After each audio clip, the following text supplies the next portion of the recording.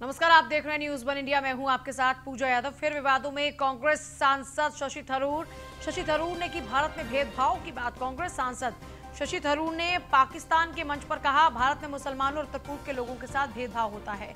तबलीगी जमात के बहाने मुस्लिम समाज को निशाना बनाया जाता है। शशि थरूर के बयान पर बीजेपी का पलटवार। संबित ने पूछा, क्या पाक में चुनाव लड़ेगी कांग्रेस? शशि थरूर ने भारत का मजाक बनाया, भारत को एक खराब परिदृश्य से दिखाने की कोशिश की। शशि थरूर के बहाने बीजेपी ने राहुल गांधी को घेरा।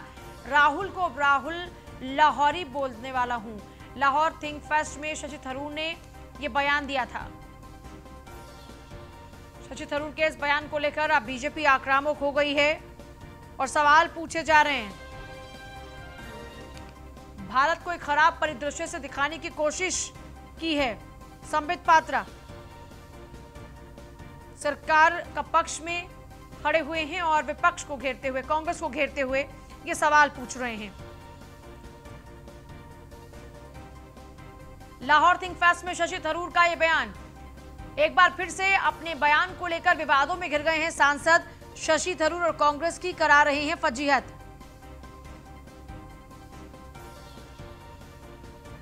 कांग्रेस सांसद थरूर ने पाकिस्तान में कहा, भारत में मुसलमानों और उत्तर पूर्व के लोगों के साथ भेदभाव होता है। समाज को इस तरीके से वहां पेश कर रहे हैं शशि थरूर, जिसको लेकर बीजेपी आक्रामक हो चुकी है। कांग्रेस नेता शशि थरूर के पाकिस्तान मंच पर दिए बयान के बाद बीजेपी हमलावर। बीजेपी के राष्ट्रीय प्रवक्ता संबित पात्रा ने कहा, शशि थरूर ने लाहौर लिट फेस्ट में जो बोला वो सबने सुना, लेकिन उस पर भरोसा नहीं हो रहा है। रविवार को ही प्रेस कॉन्फ्रेंस में संबित पात्रा ने कहा कि कांग्रेस ने भारत का मजाक बनाया, खराब नजरिए से दिखाने की कोशिश की। शशि थरूर तबलीगी जमात को लेकर सरकार पर कट्टरता और पक्षपात करने की बात पाकिस्तान में जाकर बोल रहे हैं। क्या सोनिया, राहुल, प्रियंका ने कभी पाकिस्तान के अपने अल्पसंख्यकों पर कुछ बोला है? क्या कांग्रेस पाकिस्तान में चुनाव लड़ना चाहती है? ये सवाल पूछ रहे हैं बीजेपी नेता। ये पूछ रहे हैं कि शशि थरूर कहना क्या चाहते हैं, ये कि पाकिस्तान अब राहुल गांधी को क्रेडिट दे। तंज भरे लहजे में पात्रा ने कहा, थरूर चिंता मत करें, राहुल गांधी वैसे ही पाकिस्तान और चीन में हीरो बन चुके हैं। संबित पात्रा ने किस तरीके से शशि थरूर के बयान के बाद में कांग्रेस को घेरना शुरू किया, सुनिए जरा। के साथ क्या हो रहा है पाकिस्तान में, मीडिया के माध्यम से रोज हमें मालूम पड़ता है कि वहां हिंदुओं के साथ ड्रेस कहिए लाहौर लिटरेचर फेस्टिवल में रहा है। न्यूज मीडिया के माध्यम से हम सबने शशि थरूर जी ने क्या कहा लाहौर में वो सुना है, और जो सुना है वो अभी तक विश्वास भी नहीं हो रहा है कि भारत का एक सांसद, गांधी परिवार का राइट हैंड, राहुल गांधी जी के और सोनिया जी के अनन्य साथी और कांग्रेस के एक दिग्गज नेता इस प्रकार का बयान लाहौर लिटरेचर फेस्टिवल में पाकिस्तानियों को संबोधित करते हुए, और एक ऐसा प्लेटफॉर्म जिसको पूरा विश्व देख रही हो, ऑब्जर्व कर रही हो, उस पर भारत के खिलाफ इस प्रकार कह सकते हैं। शशि थरूर जी के, वैसे तो मैं वर्बैटिम लेके आया हूं, उन्होंने क्या क्या कहा है, मीडिया ने भी सुनाया है, मगर जो भी शशि थरूर जी ने कहा है, उन्होंने भारत का ना केवल मजाक बनाया है, भारत को एक बहुत ही खराब परिदृश्य में और बहुत ही इन डिम लाइट डिमीन्ड इंडिया, एक तरह से भारत को एक बहुत खराब दृश्य से दिखाने की कोशिश शशि थरूर जी ने की है। बंधुगण, शशि थरूर जी ने सबसे पहले कहा, और मैं अंग्रेजी में ही कहना चाहूंगा क्योंकि वो हिंदी शायद अच्छे से समझ नहीं पाएंगे, जो उन्होंने मैं इंग्लिश में कहा है वही मैं कहता हूं। पहला, government in India is not doing well and people realise that they are not doing well in terms of managing COVID, but the polls suggest the pollsters have not hit them politically as it should.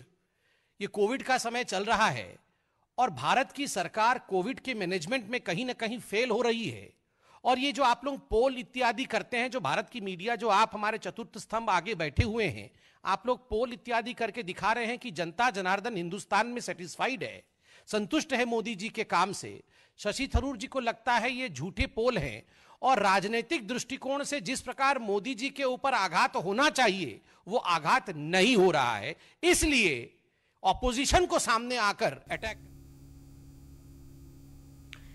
Shashi Tharoor के बहाने BJP ने राहुल गांधी को घेरना शुरू कर दिया है, और बेहद आक्रामक लहजे में आप संबित पात्रा के तमाम वारों को भी सुन रहे थे।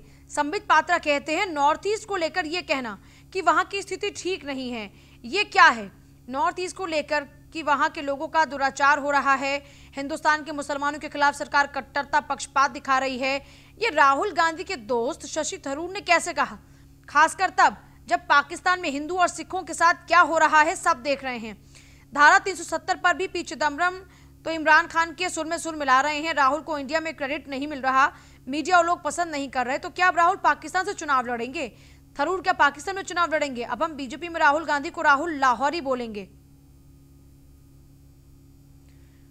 कोविड को लेकर पूरा विश्व देख रहा है कि हिंदुस्तान को पीएम मोदी ने किस प्रकार से सुरक्षित किया। समय से लॉकडाउन हुआ, 80 करोड़ लोगों को खाद्यान्न पहुंचाने का काम किया, आगे भी छठ पूजा तक चलता रहेगा। थरूर कहते हैं कि राजनीतिक दृष्टिकोण से जिस तरह से कोविड को लेकर आघात होना चाहिए वो नहीं हो पा रहा। ऐसे में विपक्ष को सामने आना पड़ रहा है। ये किस तरह की मनोस्थिति है? ये संबित पात्रा के तमाम वो सवाल है जो वो पूछ रहे हैं। शशि थरूर ने लाहौर लिट फेस्ट में बयान दिया और उसके बाद बीजेपी कांग्रेस पर हमलावर हो रही है। संबित तो ये तक कहते हैं कि क्या पाकिस्तान अब राहुल गांधी को क्रेडिट दे।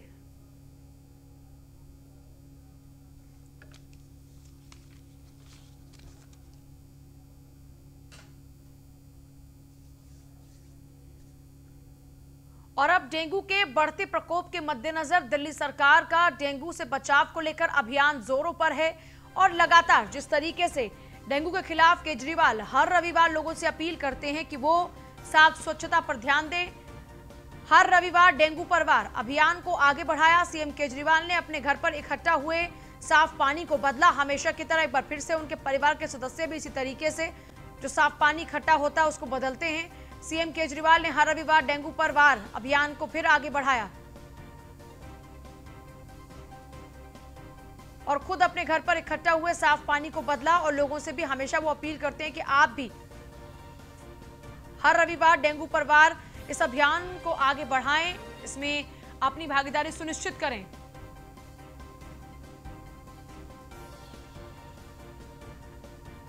ट्वीट भी किया डेंगू के खिलाफ लड़ाई में इस बार दिल्ली के हमारे व्यापारी भाइयों ने भी बढ़ चढ़कर हिस्सा लिया है। अपनी अपनी दुकानों पर चेकिंग कर रुके हुए पानी को बदला। ऐसे कर खुद को और अपने ग्राहकों को भी डेंगू से वो बचा रहे हैं। दिल्ली इस बार फिर डेंगू को हरा रही है।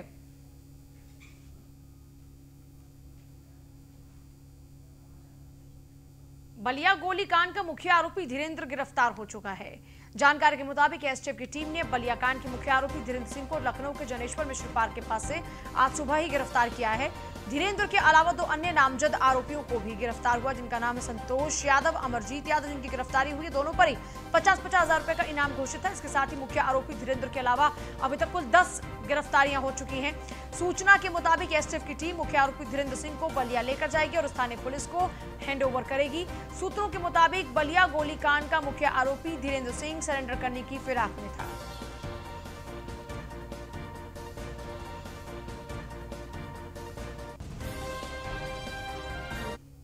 ADG law and order Prashant Kumar का बयान, बलिया गोलीकांड का आरोपी धीरेन्द्र सिंह एसटीएफ ने गिरफ्तार कर लिया है। मुख्य आरोपी धीरेन्द्र सिंह के ऊपर 50,000 का इनाम था। घटना में 5 नामजद और अन्य लोगों की गिरफ्तारी हुई है। अब 3 नामजद शेष बचे हैं। लोगों के खिलाफ सख्त कार्रवाई होगी।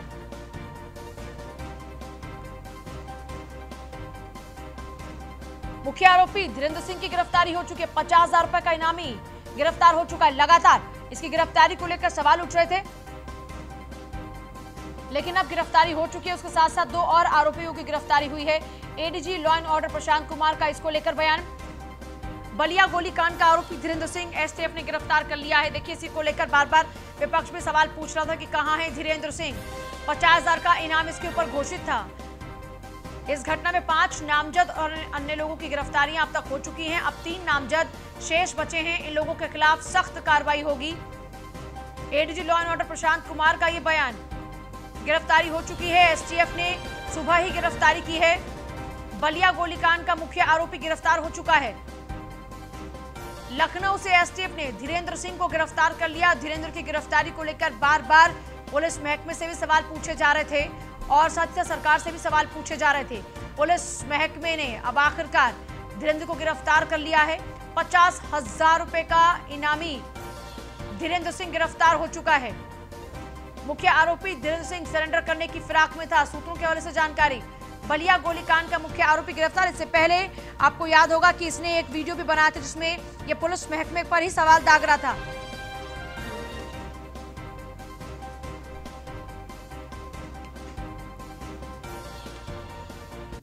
और वही खबर अयोध्या से, जहां आमरण अनशन पर बैठे हैं परमहंस दास, जिनकी हालत बिगड़ी। हालत बिगड़ने को लेकर डॉक्टर्स ने परमहंस दास को चेतावनी दी है। एडीएम सिटी और एसपी सिटी कुछ ही देर में पहुंच सकते हैं। अनशन स्थल पर परमहंस दास से बातचीत करेंगे। एडीएम सिटी और एसपी सिटी भारत को हिंदू राष्ट्र बनाए जाने को लेकर आमरण अनशन पर है परमहंस दास। पिछले 7 दिनों से आमरण अनशन पर बैठे हैं परमहंस दास। अब उनकी हालत बिगड़ रही है। डॉक्टर्स ने भी उनको चेताया है कि अपने इस आमरण अनशन को खत्म करें। भारत को हिंदू राष्ट्र घोषित किए जाने को लेकर आमरण अनशन पर बैठ गए हैं। पिछले 7 दिनों से आमरण अनशन पर बैठे हैं परमहंस दास। हालत बिगड़ने को लेकर डॉक्टर्स ने चेताया है परमहंस दास को, लेकिन परमहंस दास हट किए बैठे हैं कि भारत को हिंदू राष्ट्र घोषित किया जाए।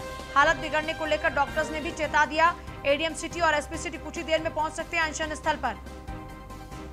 परमहंस दास से बातचीत करेंगे एडीएम सिटी और एसपी सिटी। भारत को हिंदू राष्ट्र बनाए जाने को लेकर यह आमरण अनशन। राघवेंद्र शुक्ला हमारे साथ है। राघवेंद्र, 7 दिनों से परमहंस दास का आमरण अनशन चल रहा है। अब मौके पर एसपी सिटी पहुंचेंगे, एडीएम पहुंचेंगे। 12 तारीख से आज पूरे 7 दिन हो चुके हैं और 7 दिनों से आमरण अनशन भारत को हिंदू राष्ट्र बनाने की मांग को लेकर महंत परमहंस दास जो है तपस्वी छावनी के, वो आमरण अनशन पर बैठे हैं। पहले भी वो राम मंदिर के नाम पर 12 दिन का आमरण अनशन किए थे और सुर्खियों में भी आए थे। फिर इस बार जो है वो बड़े आमरण अनशन पर बैठे हुए। अभी कुछ ही देर में एसपी सिटी और एडीएम सिटी, इन दोनों अधिकारियों के द्वारा उन्हें मनाने पहुंचने की एक बड़ी सूचना है और आज संभवतः जो है जिला प्रशासन उनका आमरण अनशन छोड़ने के लिए बड़ा आग्रह भी कर सकता है, क्योंकि चिकित्सकों ने जिस तरह से उनका वजन डेली घट रहा है, करीब 7 किलो वजन उनका अब तक घट चुका है 7 दिनों में, तो निश्चित है कि जो चिकित्सकों की सलाह थी वह पूरी तरीके से आज आमरण अनशन को समाप्त करने को लेकर प्रशासन जो है पूरी कार्रवाई करा सकता है। लेकिन अभी स्थिति क्या बनी हुई है? क्योंकि अभी हिंदू राष्ट्र को लेकर ऐसी कोई चर्चा नहीं हो रही थी। अचानक से परमहंस दास बैठ जाते हैं आमरण अनशन पर कि अब हिंदू राष्ट्र घोषित होना चाहिए भारत। इसको लेकर और भी बाकी साधु संतों का भी साथ उनको मिल रहा है क्या? बिल्कुल पूजा, देखिए कई साधु संत इनके समर्थन में है। जो हिंदूवादी संगठन है, चाहे वह हिंदू समाज पार्टी, यानी जो कमलेश तिवारी दिवंगत हुए थे, उनकी पत्नी भी जो है उनके साथ बैठी थी, और भी तमाम सारे जो हिंदूवादी संगठन है वह उनके साथ पहुंचे थे। उन्होंने अपना समर्थन भी इन्हें दिया हुआ था। और जब से केंद्र में दूसरी बार मोदी की सरकार आई और राज्य में योगी ने कमान संभाली हुई है, दोनों लोगों के प्रति जिस तरीके से हिंदूवादी संगठन एक बड़ा जो है डिमांड रखते हैं, तमाम सारी बातें उनको समझते हैं कि हाँ मुख्यमंत्री प्रधानमंत्री उनकी मांगों को पूरा करेंगे, कहीं ना कहीं वही एक बड़ा असर है जो खुद आज परमहंस दास करीब 7 दिन से आमरण अनशन पर बैठे हुए हैं और प्रशासन उन्हें मनाने की पूरी कोशिश कर रहा है। आज ज्ञापन लेने के बाद या तो उन्हें हॉस्पिटल में एडमिट करा दिया जाएगा और या फिर जो है उनका अनशन आज समाप्त हो सकता है। अभी क्या कोई धर्म संसद या फिर कुछ इस तरीके से बड़े आंदोलन की भी तैयारी की जा रही क्या? देखिए, संतों की तमाम सारी मांगे होती हैं। संत कभी जरूरी नहीं कि वो आईपीसी और सीआरपीसी के सारे सेक्शनों को पढ़ने के बाद ही वह मांग करें। तमाम बार ऐसी स्थितियां होती हैं कि संत अपनी बात कहते हैं, राजनेता वह बात संसद। चलिए, बहुत शुक्रिया आपका। फिलहाल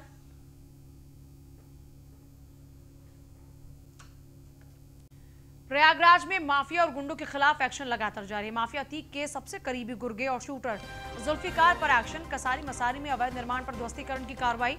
इस वक्त शूटर जुल्फिकार जेल में है बंद। बेली में डबल मर्डर में भी मुख्य आरोपी है जुल्फिकार।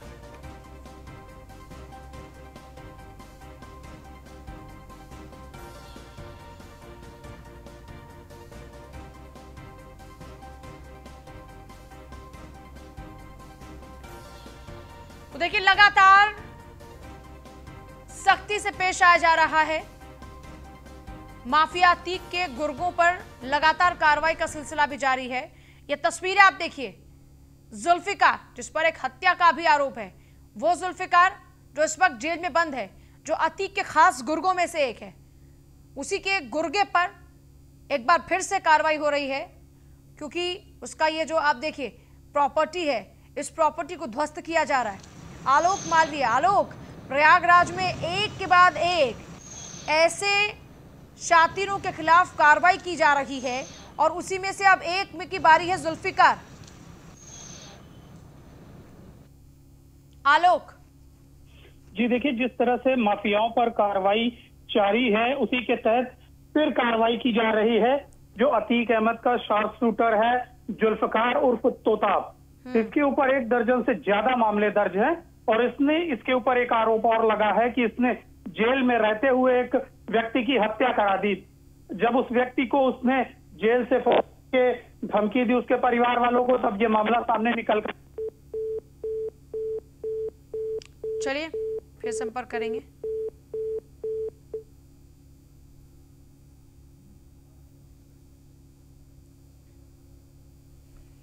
अयोध्या से लखनऊ के लिए रवाना हो चुके हैं सीएम योगी आदित्यनाथ। आज दोपहर 3:30 बजे जूम ऐप के जरिए सीएम योगी करेंगे संवाद। महिलाओं और बालिकाओं की सुरक्षा और सम्मान स्वावलंबन को लेकर संवाद।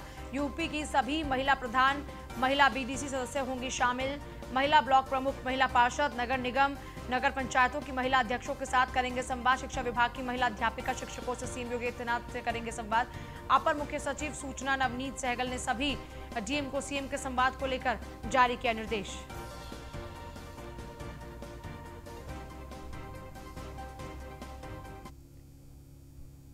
और फिलहाल आपसे इजाजत, नमस्कार।